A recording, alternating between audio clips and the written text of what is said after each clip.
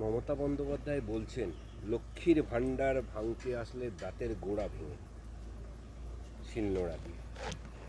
উনি খালি ভয় দেখান এই এনআরসি হয়ে যাবে, সিএ হতে দেবো না, সিএ হয়ে গেল, এখন এনআরসি ভয় দেখাচ্ছেন। তো এরকম করে সাধারণ মানুষকে বোকা বানাবার চেষ্টা করেন। ওনার এইসব কথাবার্তায় লোকের বিশ্বাস করে না, তাই রোড শো করছেন, কেউ পেছনে নেই, একা হেঁটে চলে যাচ্ছেন, কোথাও ভিড় হচ্ছে না সভাতে, তো খেপে খেপে গিয়ে উল্টোপাল্টা বকছেন। এখন শেষ পর্যন্ত কেবল কলকাতা আশপাশটা বাঁচাবার চেষ্টা করছেন, বাকি সব হাতের বাইরে চলে গেছে। কালকে বারুইপুর থেকে মুখ্যমন্ত্রী মমতা বন্দ্যোপাধ্যায় সপ্তম দফা ভোটের আগে বিস্ফোরক মন্তব্য করছেন, বলছেন দমদম লোকসভা কেন্দ্রে সিপিএম এবং বিজেপি আতাত করে চলছে। আর কি বলবেন উনি?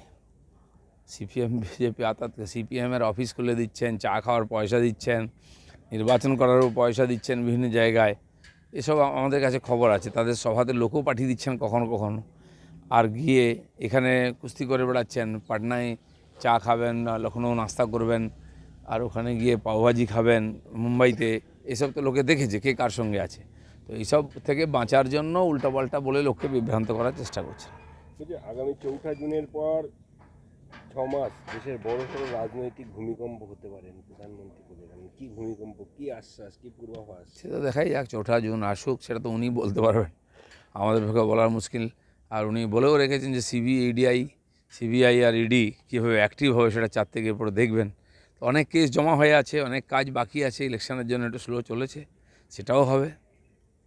দাদা, সবাই সম্ভাষণ করছেন প্রধানমন্ত্রী, রবীন্দ্র কবিতা ওনার মুখে, কোথায় তৃণমূল বলছেন বহিরাগত, সেই কারণেই ন্যারেটিভটা কি পাল্টা কৌশল? ভাষাটা কীরকম পাল্টে গেছে দেখুন। মমতা ব্যানার্জি কীরকম ভাষা বলছেন আর প্রধানমন্ত্রী কী ভাষা বলছেন। প্রধানমন্ত্রী বাংলায় এসে বাংলা সংস্কৃতি সাহিত্যের কথা বলছেন, এখানকার পরিবেশের কথা বলছেন।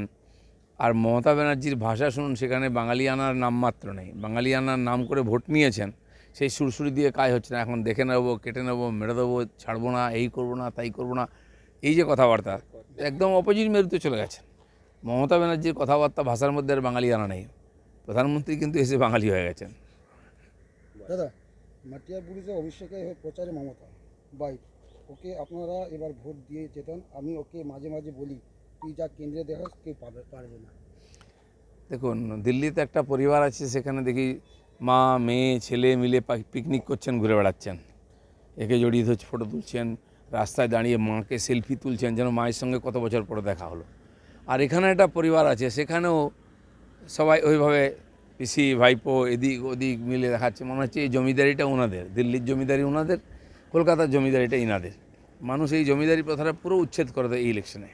উত্তর কলকাতা শুধু কুণাল দমদম, হঠাৎ এবার উদ্যোগে মমতা বন্দ্যোপাধ্যায় রোড শো শেষ, দুজনেই দেখে তৃণমূল। 4 তারিখ পরে সব দ্বন্দ্ব মিটে যাবে, কারণ কারো কাছে কেউ যাবে না, কারো নাম নেবে না, কেউ জিজ্ঞেসও করবে না। মানুষ সব হিসাব মিটিয়ে দেবে, মানুষ দ্বন্দ্ব মিটিয়ে দেবে। আপনাদের বিজেপি নেতা শুভেন্দু অধিকারী বলছেন যে আরএসএস না থাকলে মমতা ক্ষমতায় আসতে পারত না।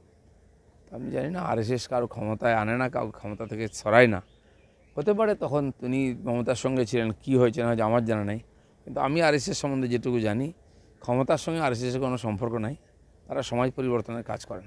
দাদা, লাস্ট সিএতে এবার প্রাথমিক নাগরিকত্ব পেলেন বাংলা আধিকারিকরা, শেষ দফায় ভোটে আগে সিদ্ধান্তের কেন্দ্রে। সিএ নিয়ে নাগরিকত্ব দিয়েছে, সে তো শুরু হয়ে গেছে, দিল্লি থেকে নাগরিকত্ব শুরু হয়েছে সিএর মাধ্যমে, বাংলাতেও নোটিফিকেশান জারি হয়ে গেছে, আর চালু হয়ে গেছে কাজ। মমতা ব্যানার্জি যেটা বড় কথা বলছেন, সিএ লাগু হতে দেবো না, তার চোখের সামনে তার রাজ্যে পশ্চিমবাংলার মানুষ এখন সিএর নাগরিকত্ব পেতে আরম্ভ করেছেন।